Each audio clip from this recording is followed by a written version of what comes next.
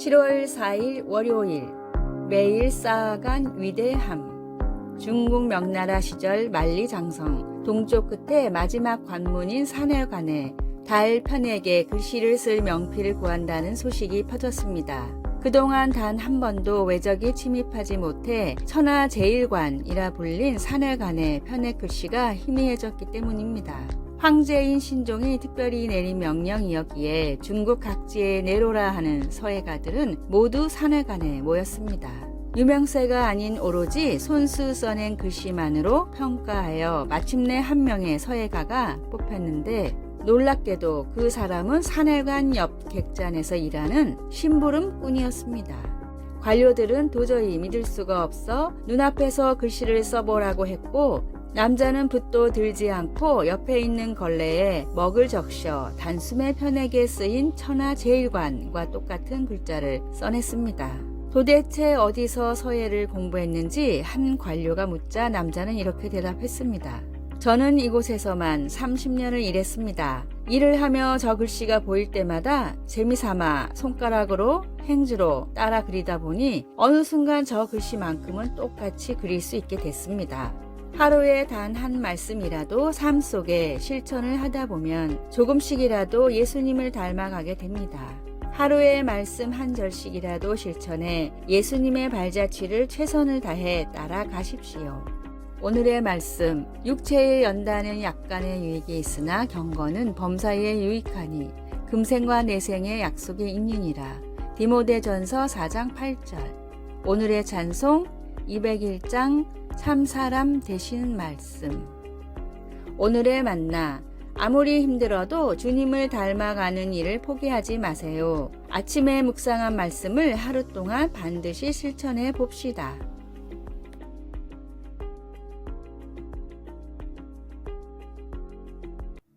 (7월 5일) 화요일, 깨끗하게 하는 방법. 싱크대에서 두 어린아이가 손을 씻으며 생일 축하합니다 노래를 2번씩 명랑하게 부르고 있습니다. 아이들 엄마가 병균을 씻어내려면 그만큼 씻어야 해 라고 말했기 때문입니다. 여러 가지 것들을 깨끗이 유지하는 것은 귀찮은 일일 수도 있습니다. 하지만 죄를 씻어 없애는 것은 집중하여 하나님께로 돌이키는 과정을 따르는 것을 의미합니다. 야고보는 로마 제국에 흩어져 있는 신자들에게 그들의 초점을 하나님께로 다시 돌리라고 권고했습니다. 언쟁과 싸움에 휩싸여 자신들의 우월의식이나 소유, 세상의 쾌락, 돈과 명예를 위해 다툼으로써 그들은 하나님과 적이 되어 버렸던 것입니다. 그래서 야고보는 이렇게 경고했습니다. 그런즉 너희는 하나님께 복종할지어다. 마귀를 대적하라. 그리하면 너희를 피하리라. 죄인들아, 손을 깨끗이 하라. 두 마음을 품은 자들아, 마음을 성결하게 하라. 그러면 어떻게 그렇게 할 수 있을까요? 하나님을 가까이 하라. 그리하면 너희를 가까이 하시리라. 이 말씀은 삶에서 더러운 죄를 씻어 없애기 위해 왜 하나님께로 돌아가야 하는지 설명해주는 살균제와 같은 말씀입니다. 그러고 나서 야고보는 청결하게 씻는 방법을 더 자세히 설명하고 있습니다. 슬퍼하며 애통하며 울지어다. 너희 웃음을 애통으로, 너희 즐거움을 근심으로 바꿀지어다. 주 앞에서 낮추라. 그리하면 주께서 너희를 높이시리라. 우리의 죄를 다루는 것은 겸손한 일입니다. 하지만 신실하신 하나님은 우리의 죄 씻는 행위를 하나님을 예배하는 것으로 바꾸어 주십니다.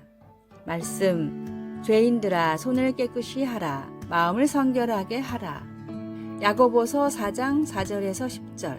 찬송 348장 마귀들과 싸울지라. 기도, 사랑하는 주님, 죄를 씻으시는 주님의 방법으로 저를 주님께로 돌아서게 하시니 감사합니다. 주님께 돌아설 때 제 두 손을 씻고 제 마음을 성결하게 해 주소서. 아멘.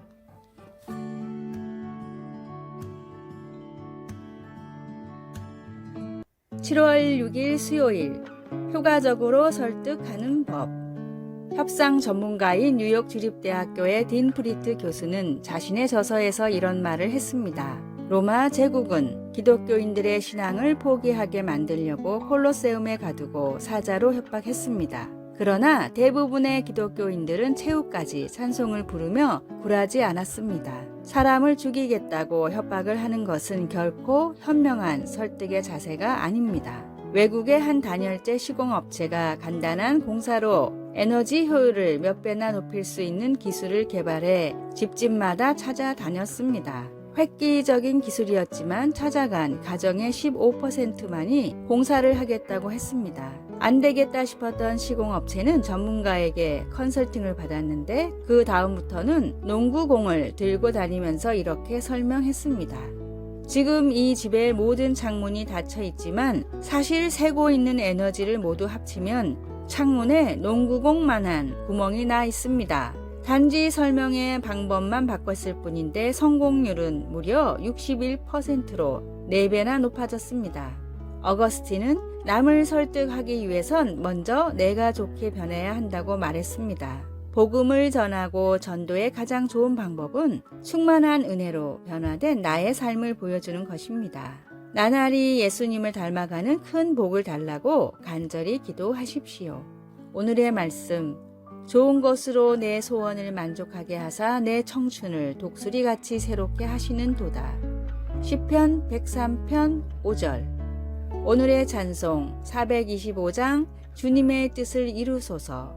오늘의 만나 생명력이 있는 말씀으로 날마다 새롭게 변화시켜 주소서. 복음을 위해 더 좋은 모습으로 변화를 시도합시다.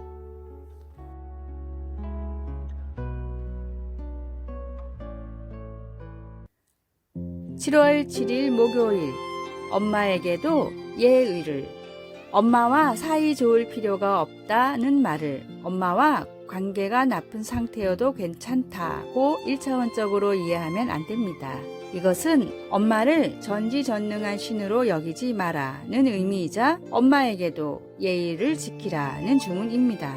얼마 전 대학 후배와 이런 대화를 주고받은 적이 있습니다. 밖에 있는데 엄마가 자꾸만 전화를 해요. 내가 집에 들어갈 시간이 지났으니까 그런 게 아닐까? 알아서 들어갈 건데 왜 연락을 해요? 엄마는 무작정 기다려도 되는 사람이 아니야. 부모에게도 예의를 지켜야 하지 않을까? 모녀가 전쟁을 일으키는 이유 중 빼놓을 수 없는 것이 연락하지 않는 딸과 기다리는 엄마입니다. 20이든 40이든 엄마 눈에 딸은 집으로 돌아올 때까지 기다려야 하는 존재입니다. 밖에서 무슨 일을 하고 다니는지, 따로 살 경우에는 밥은 잘 먹고 다니는지, 연애라도 하면 남자친구랑 사고라도 치는 것은 아닌지 별의별 걱정을 다 합니다. 그러므로 딸들에게는 엄마를 안심시켜야 할 의무가 있습니다. 문자나 전화로 안부만 들려줘도 엄마들은 안심합니다. 저는 이 작업을 엄마 안심시키기라고 부르고 있습니다. 엄마에게 직접 이야기하기가 쑥스럽다면 문자나 메신저로 다음과 같은 짧은 메시지라도 남겨야 합니다. 엄마, 요즘 저 이렇게 살고 있고 잘하고 있어요. 못 믿어온 딸에서 한시름 놓은 딸로 신분 상승이 이루어지는 것을 체감할 수 있을 것입니다. 말씀. 또 아비들아, 너희 자녀를 노엽게 하지 말고 오직 주의 교훈과 훈계로 양육하라. 에베소서 6장 4절. 찬송 559장. 사철의 봄바람 불어있고. 기도. 부모가 자식을 옳게 가르치듯이 하나님께서 우리를 올바른 길로 인도하려고 가르치셨다는 사실을 마음속에 새겨두게 하소서. 아멘.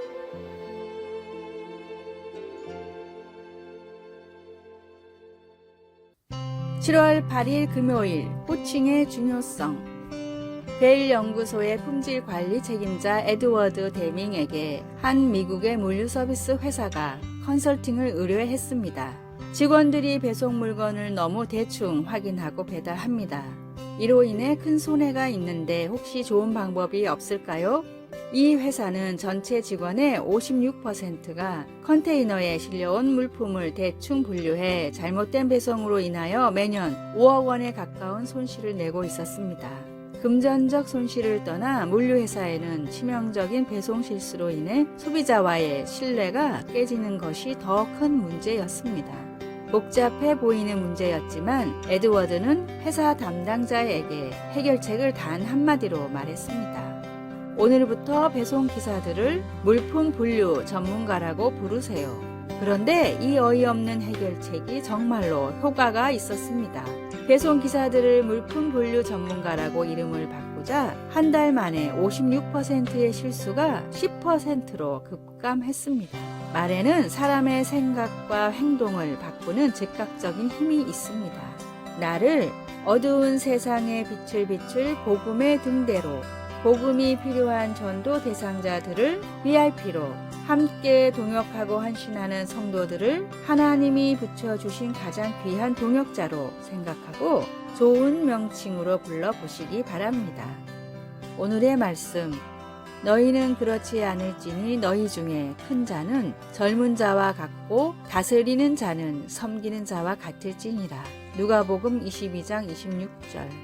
오늘의 찬송 92장 위에 계신 나의 친구. 오늘의 만나, 상대를 나보다 낮게 여기는 겸손의 마음을 주소서. 만나는 모든 사람에게 될 수 있으면 존칭을 씁시다. 아래의 빨간색 글자 구독을 누르시어 더 많은 전도의 열매를 맺으시기를 기도합니다.